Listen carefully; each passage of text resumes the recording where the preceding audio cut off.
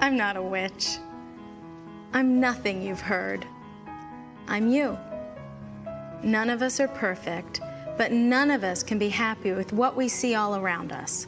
Politicians who think spending, trading favors, and backroom deals are the ways to stay in office.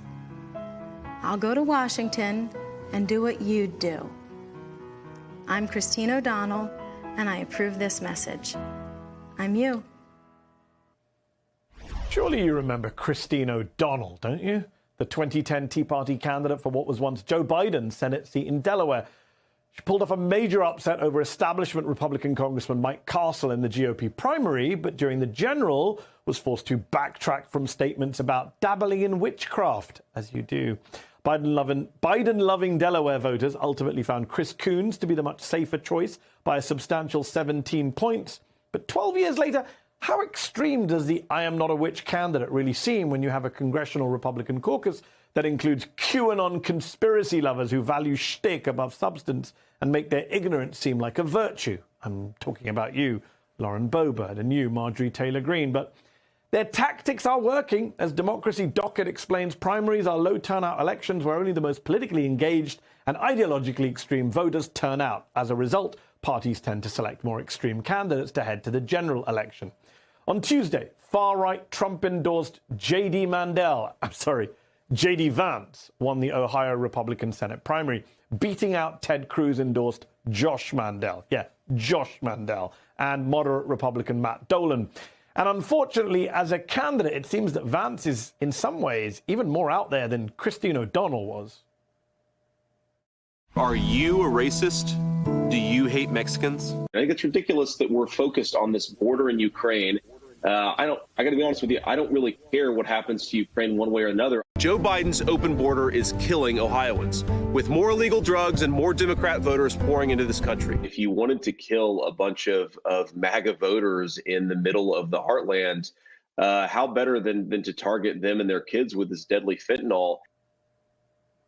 And the craziest thing about all these extreme Trumpian beliefs to me, just a few years ago, Vance was staunchly anti-Trump. He told me so in 2016 on Al Jazeera English. I think what Trump is not just doing, I mean, certainly he's exploiting some of the racism that's there, but he's also exploiting people's fears and pointing it in a direction that maybe they wouldn't go on their own. So I think it's both that Trump is drawing on something, but more importantly, I think that he's leading people in a very dark direction. You'd be hard-pressed to find more egregious flip-flopping. Now, I'm not saying that Vance will lose to Democratic Congressman Tim Ryan in the general election this fall, but, and I can't believe I'm saying this, Mitch McConnell is right when he said Republicans have reason to worry after their 2010 general election losses in key Senate races. Take a listen to how he explained it last month in Kentucky. In the Senate, if you look at where we have to compete in order to get into a majority, there are places that are competitive in the general election.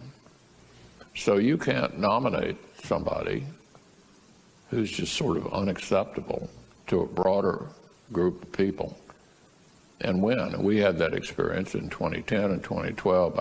So exactly how well positioned are Republican candidates on the fringes this time round? Joining me now to discuss all of this, Trump critic, Republican strategist, and MSNBC political analyst, Susan Del Percio. Susan, thanks for coming back on the show. Do you think J.D. Vance is now too far right to win in the general election in Ohio? It's one thing winning in a GOP primary with an extremist GOP selectorate, right? Yeah, I don't know if he's going to be too far right for Ohio. I mean, Tim Ryan has an uphill battle going. Ohio's been trending more red. But that being said, there is something, I'm going to find the silver lining out of yesterday's primary, and that is that over 23% of Republicans said no to Trump. Those 23% of Republicans could be in play for Tim Ryan in his bid for governor. For Senate. So that is also possible. There's also another thing to consider when we look at Trump's endorsement in someone like Vance running, is that it was an open primary. When we look at Georgia, Trump endorsed Perdue, former Senator Perdue, over the current incumbent, Kemp. Kemp is now winning by double digits in the polling, or looks like he'll win by double digits in the polling. So there is some question as far as how far Trump will take you and how much he can hurt you. Although, having said that, we should point out to our viewers that the guy he beat, Josh Mandel, is a pretty Trumpy candidate and pretty out there in terms of some of the racist comments he's made, etc. On Vance, by the way, Susan, how many times is Donald Trump going to humiliate Ted Cruz? Trump called him a coward, insulted his wife, insinuated that his father was a murderer, and now Trump's candidate has beaten Cruz's in Ohio. Yeah, that's a relationship that is too complex for me. I'll say that much. But we do know Donald Trump loves forgiving people who criticize him. So, and that's what he did with J.D. Vance or J.D. Mandel or whatever his name may be. But it's interesting to see that Ted Cruz just keeps getting up to the block, and it's like Lucy with the football. And Trump takes it away, and Cruz lands flat on his back. Indeed. 12 years ago, Susan, you had GOP candidates denying they were witches, trying to explain away comments about legitimate rape. Now you have a Republican state legislator telling his daughters if rape is inevitable, you should just lie back and enjoy it. That's not how we roll. That's not how I won this election. We go right at it. That legislator, Robert Regan, won his primary, but was just defeated on Tuesday by his Democratic opponent for a heavily Republican seat in the Michigan State House, what should have been an easy Republican victory. Should the Republican Party, should Mitch McConnell, should J.D. Vance be worried when you look at news like that, that actually extremism can turn off even your own voters in a safe seat? Absolutely, and you raised it at the top of the segment. It comes down to, in swing districts, you need moderate candidates, whether they're moderate Democrats or moderate Republicans. Right now in the Republican Party, they are going all out for wackadoo Trump-like candidates. So when they win a primary in a swing district, which is much different than looking at a state and how you can affect turnout, et cetera, it really does come down to how people relate to that candidate. And if you're a Trumpster, you're not winning in a swing district.